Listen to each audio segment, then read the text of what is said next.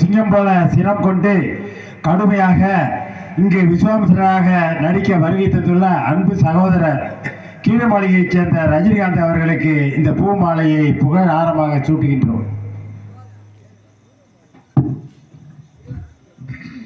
மேடைக்கு வந்தவுடன் மாலை அணிவித்து மரியாதை செலுத்திய முக்கியஸ்தர்களுக்கும் கிராமவாசிகளுக்கும் விழா குழுவினர்களுக்கும் எனது சார்பாகவும்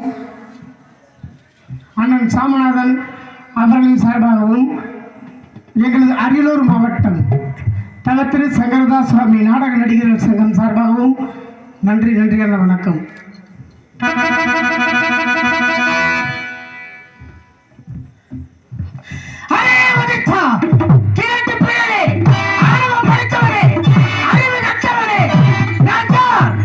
நான் எப்பேற்பட்டவன், இந்த ஆண்டின் கோலம் யாரால் வந்தது?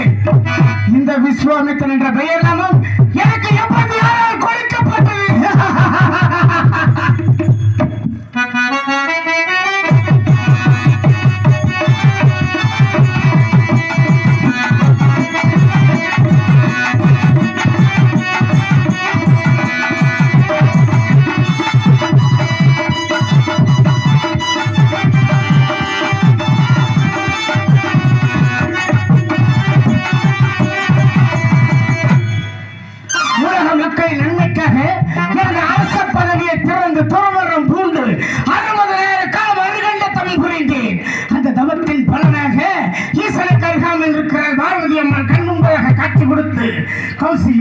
நீ தவத்தில் வெற்றி அடைய வேண்டுமானால் ஈசனை காண வேண்டும்.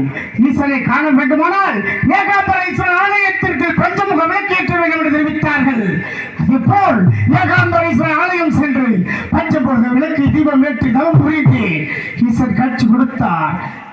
ஆக்கள் காத்தால் அடித்தல் முத்தொழி வரவாக கொடுத்தார்.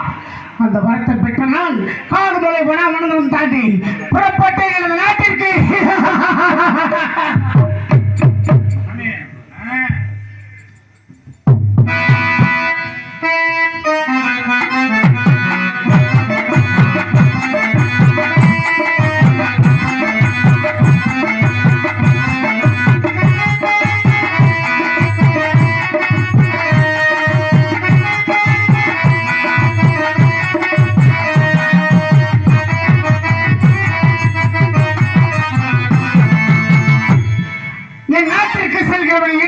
கூடிய மழை பெய்தது. மழை பெய்கிறது என்று பாடர்ந்த மண்டபத்திற்குள் நுழைந்து மண்டபத்திற்கு எனக்கு முன்பதாக 5 பேர் இருந்தார்கள். 5 பேர் என்னோட 6வது ஆளாக சென்று அமர்த்தோம். அமர்ந்த சிறிது நேரத்தில் வானத்தில் இருந்து அசரீர் வாக்கு ஒலித்தது.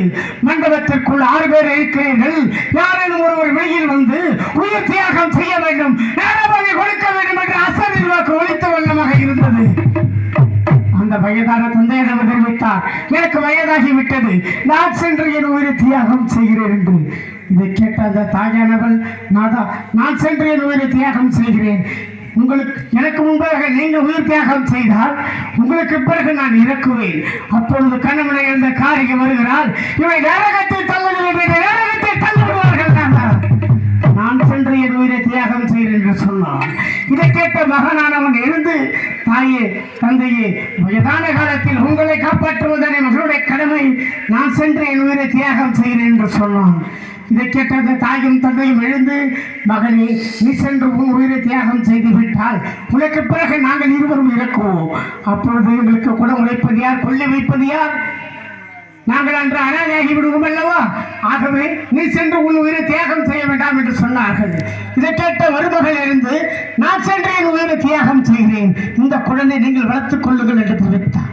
உடனே அந்த 3 பேர் உள்ள தெரிவித்தார்கள், நீ சென்று உன் உயிரை தியாகம் செய்து விட்டால் பச்சிலம் குழந்தை இருக்கிறது. நாடக விழாவிற்கு அமைதி காத்து கொடுக்க வருகை தந்துள்ள கீழப்பூர் சரகம் காவல்துறை உதவி